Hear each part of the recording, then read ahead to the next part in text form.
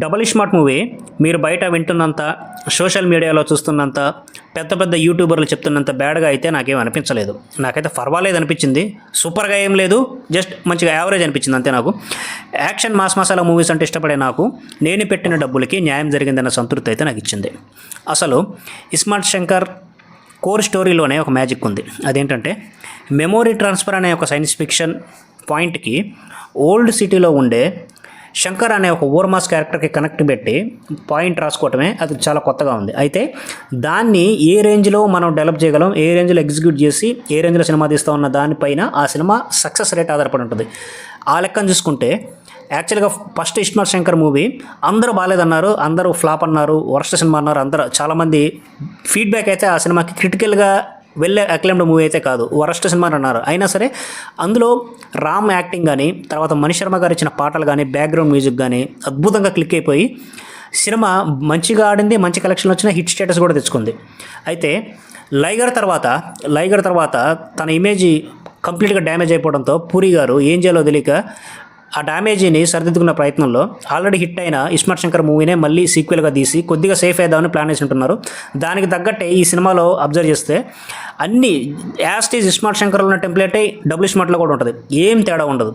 Story ఏంటంటే international smuggler అయిన big bull అనబడే మన విలన్ సంజయ్ దత్ గారు తొందరలోనే క్యాన్సర్తో చనిపోతారని తెలుసుకొని తను చనిపోయినా సరే తన ఆలోచనలు చనిపోకూడదు, తన ఆలోచనలు ఎప్పటికీ ఇమ్మోర్టల్గా ఉండాలనే ఉద్దేశంతో ఏం చేయాలని ఆలోచిస్తుంటే అతనికి విషయం తెలిసిద్ది. హైదరాబాద్లో శంకర్ అనే ఒకడు ఉన్నాడు, వాడికి ఆల్రెడీ ఒకసారి మెమరీ ట్రాన్స్ఫర్ అయిందని తెలుసుకొని తన బ్రెయిన్ని, ఆ బిగ్ బుల్ బ్రెయిన్ని ఆ శంకర్కి ట్రాన్స్ఫర్ చేస్తే ఒకవేళ తను చనిపోయినా కానీ తన ఆలోచనలు వాడి రూపంలో బతికే ఉంటాయనే ఉద్దేశంతో ఆ శంకర్కి ఈ బిగ్ బుల్ యొక్క మెమరీ ట్రాన్స్ఫర్ చేద్దామని ఆలోచిస్తాడు మన విలన్ సంజయ్ దత్. ఆ తర్వాత ఏం జరిగింది అనేది స్టోరీ.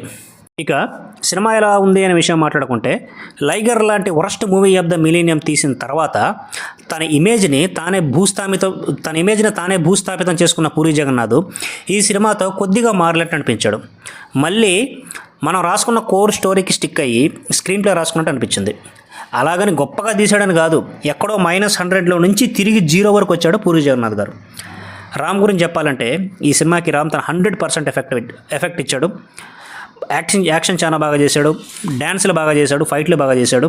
మణి శర్మ గారు ఇచ్చిన music first iSmart Shankar success కావడానికి చాలా పెద్ద భాగం మణి శర్మ గారిదే. ఈ సినిమాలో కూడా అంత అద్భుతంగా పాటలు అయిపోయారు కానీ 2 పాటలు చాలా బాగున్నాయి. ఆ పాటల కొరియోగ్రఫీ కానీ, పిక్చరైజేషన్ కానీ చాలా బాగుంది. తర్వాత బ్యాక్గ్రౌండ్ మ్యూజిక్ కూడా చాలా బాగా ఇచ్చాడు. ముఖ్యంగా ఫస్ట్ ఇస్మార్ట్ శంకర్లో క్లైమాక్స్లో వచ్చే శివుడు విగ్రహం చుట్టూ జరిగే ఫైట్ ఒకటి ఉంటుంది, అది చాలా బాగా క్లిక్ అయింది. ఆ ఫైట్లో వచ్చే బ్యాక్గ్రౌండ్ మ్యూజిక్ అయితే అద్భుతం అనమాట. సేమ్ అలాంటిదే ఇక్కడ కూడా రిపీట్ చేశారు. ఇక్కడ కూడా క్లైమాక్స్లో కూడా అంతే, శివుడి దగ్గరే క్లైమాక్స్ జరుగుతూ ఉంటుంది. అక్కడ కూడా ఒక మంచి బీట్ ఇచ్చాడు.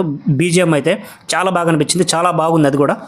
ఈ సినిమాలో హీరోయిన్ గురించి మాట్లాడుకుంటే పెద్దగా మాట్లాడుకోవడం ఏం లేదు. ఈ మధ్య పూరి జగన్నాథ్ సినిమాలో వస్తున్న అన్ని సినిమాల హీరోయిన్ లాగానే యాక్టింగ్ అనేది ఏమాత్రం ఉండదు హీరోయిన్కి. జస్ట్ పాటల కోసం, స్కిన్ షో కోసం తీసుకున్నట్టే ఉంది ఆ హీరోయిన్ కూడా. ఇక అలీ ట్రాక్ గురించి చెప్పాలంటే రోత కామెడీకి పర్యాయపదమైన అలీని పెట్టి అంతకంటే రోత పుట్టించి ఒక ట్రాక్ రాసుకున్నారు. ఆ ట్రాక్ మొత్తం ఒక 10 నిమిషాలు నిడుగు ఉంటుంది. అసలు ఆ ట్రాక్ మొత్తాన్ని లేపేసి ఉంటే ఒక 10 నిమిషాలు టైము చూసి ఆడియన్స్కి సేవ్ అయిపోయి ఈ సినిమా బాగలేదు, వరస్ట్ సినిమా అనే వాళ్ళ సంఖ్య అన్న కొంచెం తగ్గేది. ఒక జస్ట్ ఈ కామెడీ ట్రాక్ వల్ల ఈ సినిమా స్థాయి చాలా దిగజారిపోయింది నా వరకు అయితే, అది అనిపించింది నాకు. ఫైనల్గా చెప్పాలంటే అందరూ చెప్తున్నంత వరస్ట్ మూవీ అయితే డబుల్ స్మార్ట్ మూవీ అయితే కాదు, పర్వాలేదు, మనం పెట్టిన మనీకి న్యాయం జరుగుతుంది అని నాకైతే అనిపిస్తుంది. So that's it for today Double Smart Shankar movie review guys. Thank you very much for watching. Please subscribe to our channel. This is Sivaprasad signing of.